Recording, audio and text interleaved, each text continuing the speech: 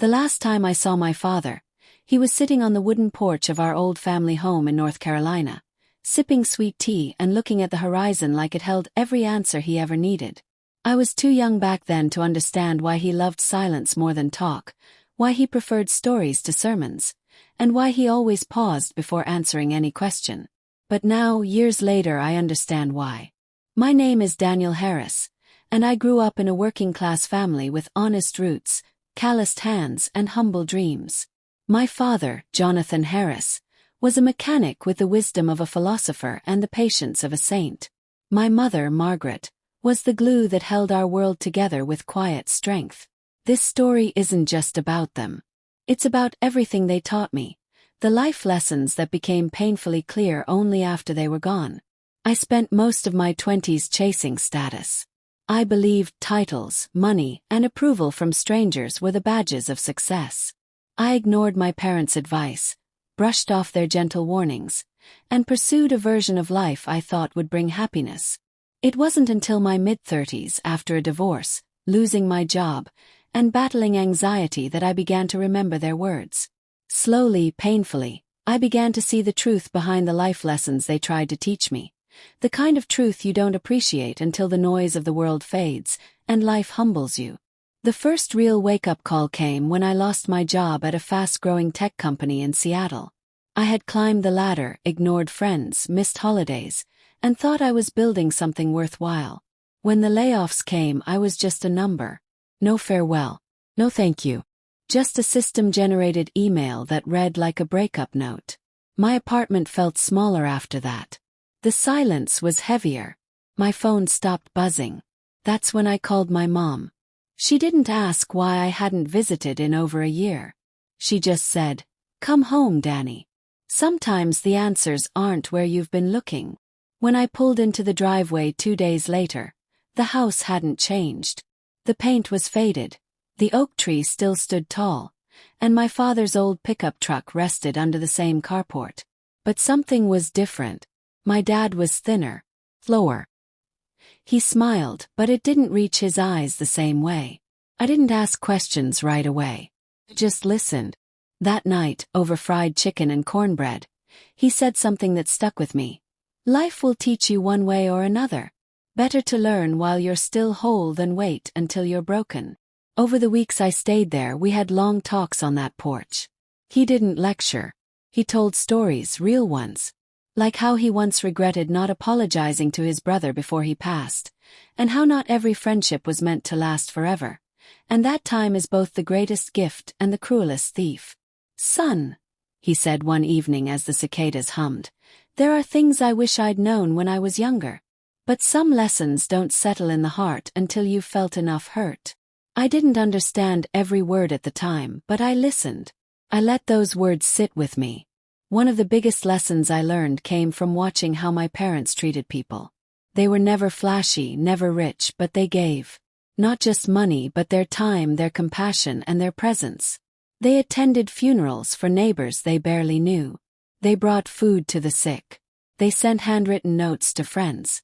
My mom used to say, "If all you leave behind is kindness, that's more than most can say." After my father passed away 2 summers later, I was shattered. He'd been fighting cancer quietly, never telling me the full extent. It hurt deeply, but I realized. He had used his final days to pass on his wisdom. He had given me his stories as a compass for the rest of my life. Finally understood. Life doesn't hand you clarity. It hands you people, moments, and memories that slowly shape you, if you pay attention. I moved back to the family home. I renovated the porch, kept the pickup, and I started writing. Not because I wanted to be an author, but because I needed to put into words everything he taught me. I wanted others to hear these lessons before it was too late for them too. Let me tell you about one moment that changed everything. I was volunteering at a local shelter one afternoon. A boy named Chris, maybe 15, sat in the corner with headphones on, withdrawn. He reminded me of myself. Angry, closed off, too proud to ask for help. I sat next to him and asked if he liked music. He nodded but didn't speak. I pulled out my phone and played an old Motown track my dad used to love. After a minute, Chris looked at me and said, "My dad used to play that." We sat in silence listening. That was it. No preaching. No advice. Just presence. That's when I realized. Connection doesn't require perfection. Just honesty.